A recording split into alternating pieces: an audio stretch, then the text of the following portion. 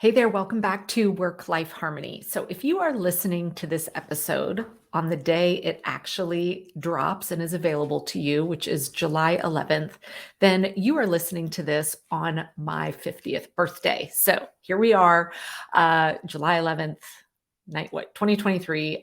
It is my 50th birthday. And so we thought this would be a great opportunity to share the big announcement of something I am thrilled to introduce you all to, which is the fact that as of today, we have released the new and improved Top Planner. This is actually the Top Planner 3.0. This is version 3.0 of the planner. And so I want to take some time today to quickly just kind of give you the backstory of the planner, but then I want to tell you what has stayed the same and what has changed and why we made those changes. But more importantly, I'm going to be very transparent with you guys. We almost didn't make this date of getting the Top Planner 3.0 done. And if we did not here inside the business practice what we preach and use all 4 levels of planning, this would not have happened because we had to make some big pivots along the way. So I'm going to be sharing that with you so that you can also get a better understanding of what are these 4 levels of planning and how do they tie into big projects like this. So first and foremost, quick backstory on how even the Top Planner came to be, because if you're new here in Work-Life Harmony, you don't know the history of this. Years ago, when I was taking, I used to do cohorts of people through the Top program. Now it is something that is available to anybody at any time. But I was taking a small group of women through the Top program. And I had developed worksheets that they would use for their weekly planning. And so we got into a discussion around looking for good planners to use when using the Top framework. And there are some planners out there that will certainly work for you. And finally, one of the women in the program just said, Megan, would you please just make the planner for us? Like, make a planner that exactly aligns with your Top framework. So I had to take some, pause for thought and think, is this something I can embark on? So I did. And the very first version of the Top planner that came out was a coil bound 12-month dated planner that leveraged all the right layouts, et cetera, to go along with the Top planner. And we had a very, very limited edition of those. They sold out very quickly. And once I kind of saw the reception that people had with the planner, I realized I needed to actually lean into this and make this something that was going to be more flexible and easier for people to pick up and use at any time. So the Top Planner 2.0, which is what has been around now for several years, is the undated version so that people can jump into using this at any time. And instead of it being coil bound, that's when we made the transition to having binders, and then you can buy the inserts separately. Again, giving maximum flexibility so you could start it at any time, and you can decide how many months out you want your planner to go. So that way you would buy the binder once, and then every 12 months you could just get new inserts, and you could decide and have the complete flexibility and control, because that's something I really like in a planner.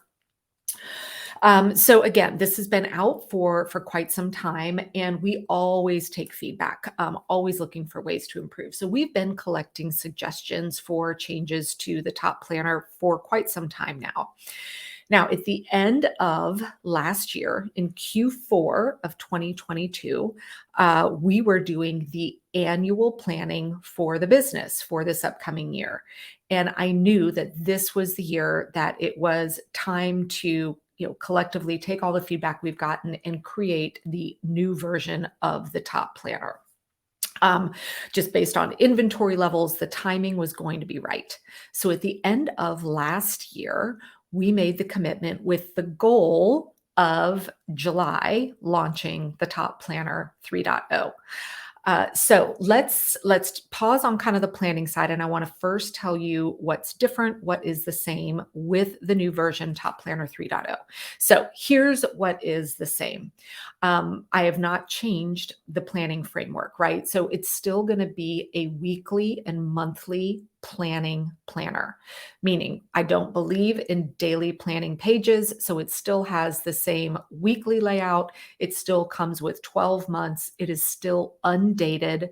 It still allows you to pick the color binder that you want.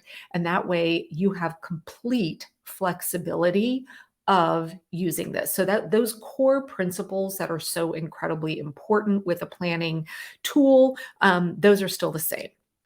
So now let's talk about some subtle differences that you're going to see with the Top Planner 3.0. First and foremost is just the quality of the design. So we made the investment of bringing on an amazing professional designer, Simone. She is in Australia. Shout out to you for doing a beautiful job with this planner.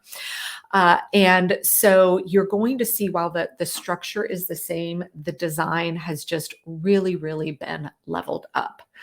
Now, you're going to see new offerings in the planner store. You all know I am passionate about pink, but I understand not everybody is. And so we had some requests to say, while we appreciate your love of pink, it would be great for those of us that don't like pink to have a planner that maybe didn't have pink in it. So you will now see that the inserts come in two options. One is just the standard, which has some pink in it. And then the other one is a completely grayscale option.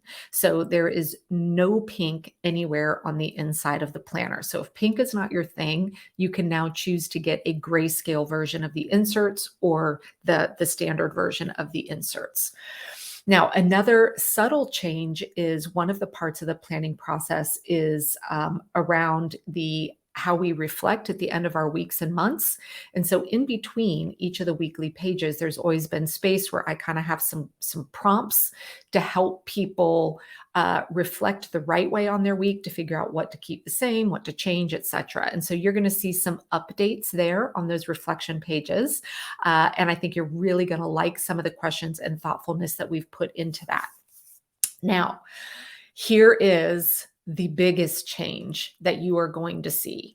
And this is where, quite honestly, the Top Planner 3.0 almost did not come to market on time.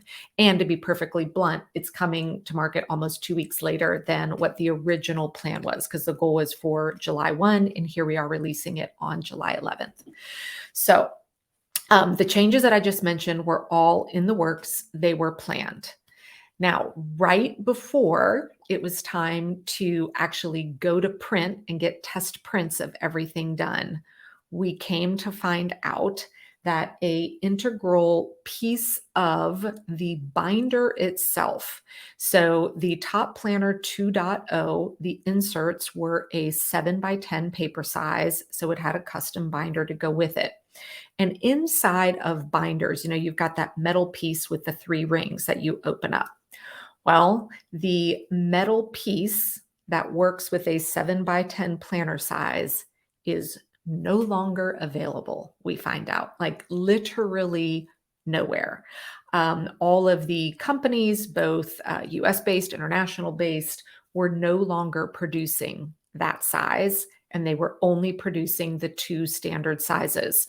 One being, full-size notebooks that you think about where you put 8.5 by 11 pieces of paper. And then the other one, which some people call classic or journal size, which is kind of half the size, so that your paper size there is 5.5 by 8.5, which is kind of typical size when you go to buy a little notebook or journal at a store. So we find this out just as we're getting ready to go to print. So we had to take a step back, and I had to make some tough choices on what direction we wanted to go based on this information. Namely, the only way to keep the 7x10 size was to switch back to hardbound or coil bound, which really gets rid of a lot of flexibility. So what you are going to see now available with the Top Planner 3.0 is that we are no longer physically able to produce the 7x10 size. So we are now offering 2 sizes, again, to open up even more flexibility for everyone. So we have a larger size, which is true 8.5 by 11 inserts. So each piece of paper is a full piece of paper size. So it's a little bit larger than what the Top Planner 2.0 was. And then we also now have a smaller size, which is more that journal size. So each piece of paper is 5.5 by 8.5. And I've been playing with both, and I'm actually really loving. I've been doing my weekly planning for a little while now in the smaller size, and I absolutely love it.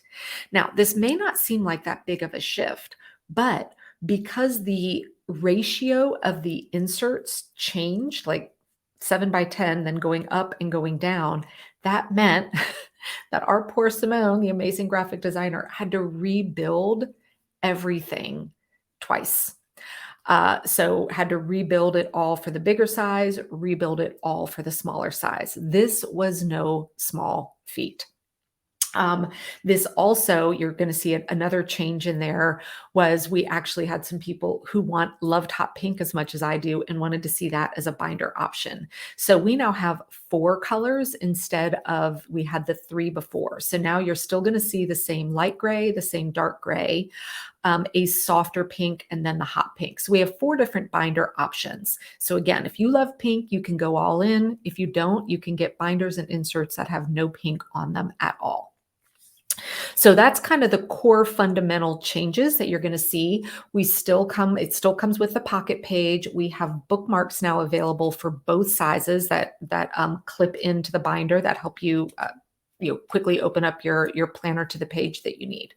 But I want to take a couple minutes and kind of talk through how we were able to pull off something this big of a change kind of at the last minute. So I have had other episodes before talking about the 4 levels of planning. So we have, and where I start all my students is mastering weekly planning. All right, we don't do daily planning, we do weekly planning. So weekly planning is where we get very detailed, where we're actually mapping out what we're going to do and when we're going to do it in the upcoming week. We do that every week. The next level up from weekly planning is monthly planning. Obviously, we do this once a month. And this is where we start to understand how much time we're going to have for the month and kind of pencil in when we believe certain projects are going to be done. Now, the next level up from that, now inside of the top program, you learn weekly and monthly mastery.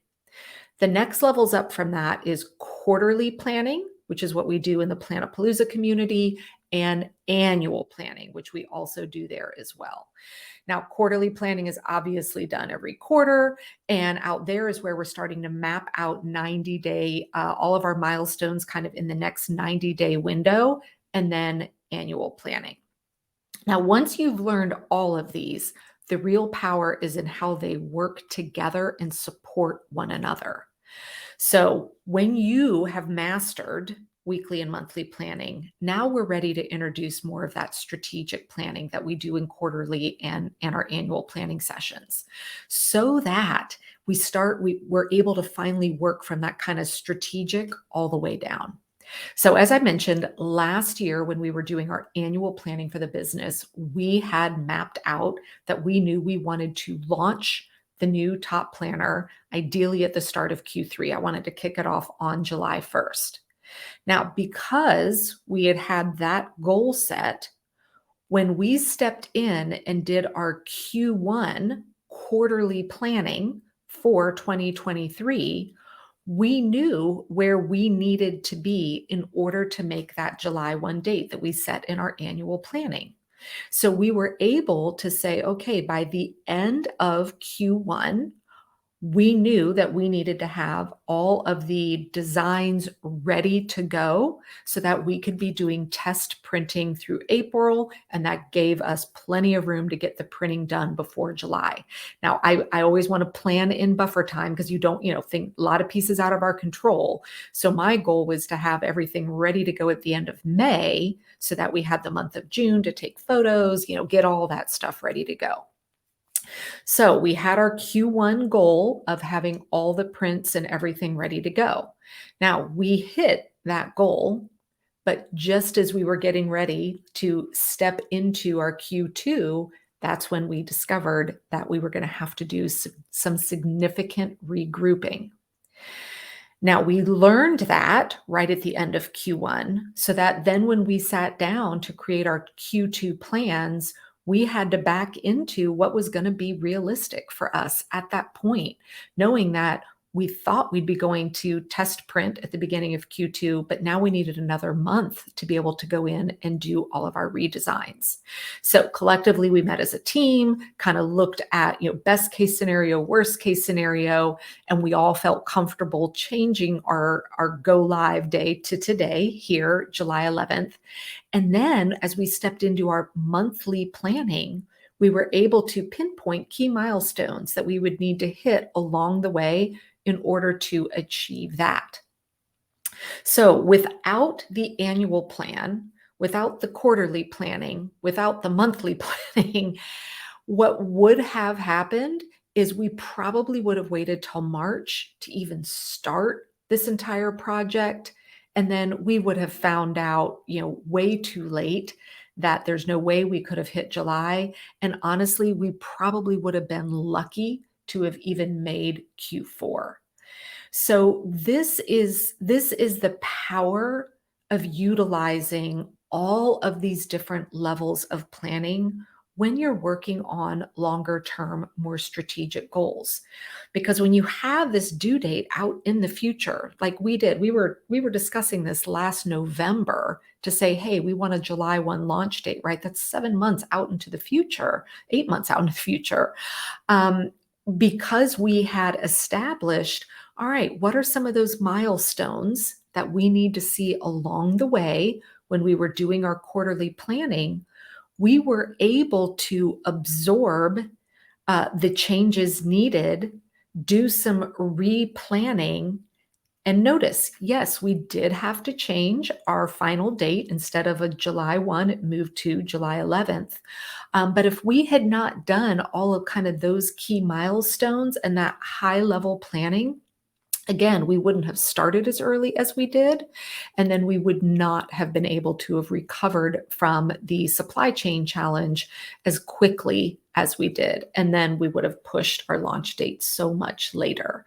I always am very honest with my community on sharing, some of the challenges that we're having and when we have to pivot and replan.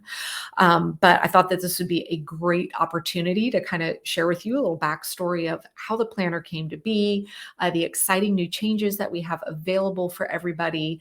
And no, we did not hit our July 1 date, but man, it sure is fun to show up here today, July 11th, on my 50th birthday and celebrate the launch of Top Planner 3.0. So if you are ready to go check it out, just head over to thetop.planner.com. We've got pictures, I've got, clips of everything, a video, all of that. We have some amazing bundles where you can actually get your binder of choice, your inserts, your bookmarks, along with some digital training. So that I love to say that this is actually the planner that teaches you how to plan. And for those of you that have been using the old Top Planner 2.0, you'll have the opportunity when those inserts run out to discover which size you want to work with. And as always, we do have the digital version available as well, which is something you can use in like GoodNotes. And we've updated the digital version to match the physical design as well. Again, thank you to the amazing Simone. So happy planner shopping. And I hope that you are as excited about all of these changes as we are.